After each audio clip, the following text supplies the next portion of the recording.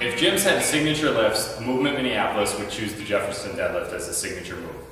I feel like over the past year or so, I've brought this old school lift kind of to the forefront. The reasons I like it so much are twofold, and they're basically based on the problems that you have associated to the conventional barbell deadlift, whether it's sumo or conventional.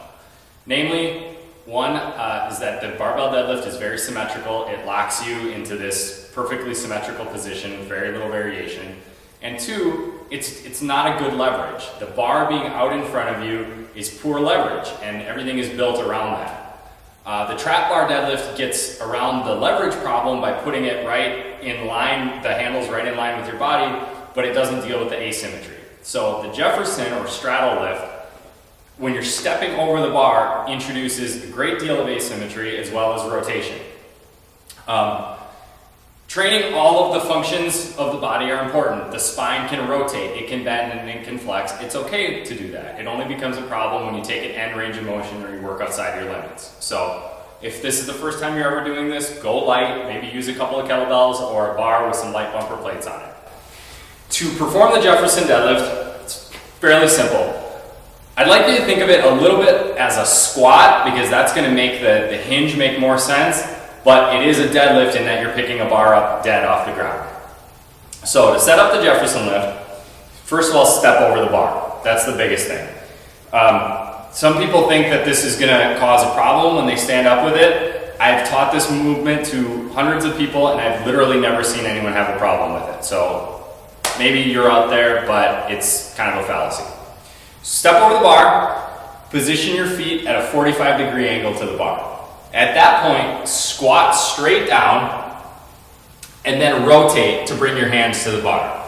You'll notice I mixed my grip. For most people, they're going to turn their front hand, palm facing out, palm facing back on the back hand. This may be different. Some people actually do prefer to go double overhand, get a little bit more grip work in, but usually this hand turning out is going to feel better on this lift.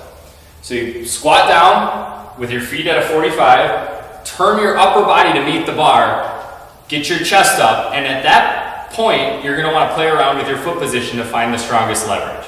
So for me, I can go straight down, turn a little bit, and have a very strong leverage for the Jefferson deadlift.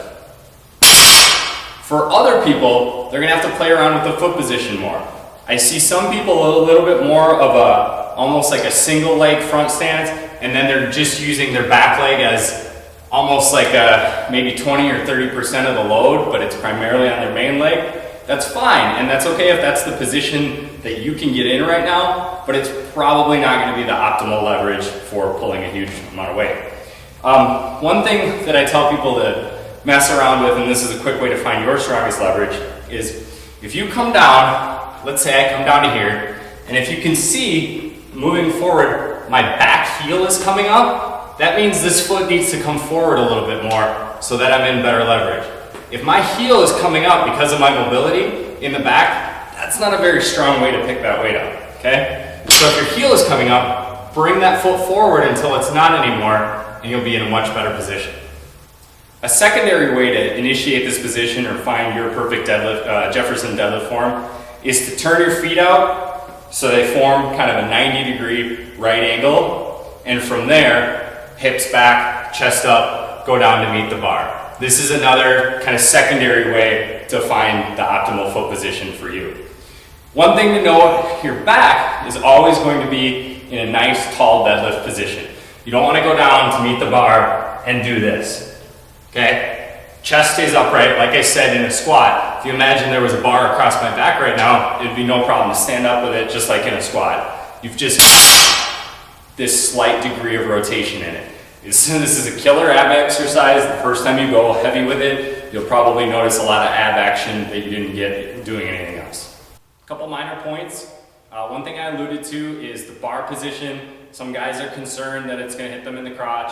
Like I said, I've never actually seen this happen, but if you just adjust your hand width, kind of like a snatch grip is going to bring the bar higher up, and a narrower grip is going to lower it down, that completely changes it, eliminates the problem if it's even close to being an issue. Speaking of width, play around with different foot positions, wider, narrower, sometimes that'll make a difference besides the angle of your feet. And finally, most people are going to want to switch sides every set. unless you have a pain issue, and then I would suggest you test both sides and only do the side that tests well. There's nothing wrong with only doing one side. So why would you want to do this odd looking old school lift? Well, besides the fact that getting strong in odd positions and awkward positions is awesome, this seems to be a great movement for back pain.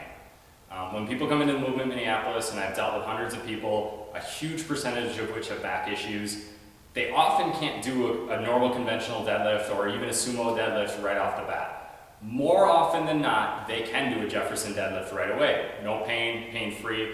Oftentimes this actually even gets people out of pain. Reason for this is, if we look at a regular deadlift, a regular squat, sumo, trap bar, they all lock us into this exact same plane of movement. We're locked into extension because we're always taught to lift with really good form, and that's great, but it means we're not using other ranges of motion. We're not doing other things the body can do, and that's a form of imbalance. So it seems that when we restore balance with this degree of asymmetry, this degree of rotation, we seem to see people get out of pain. Give it a try. I think you'll really like it in your training.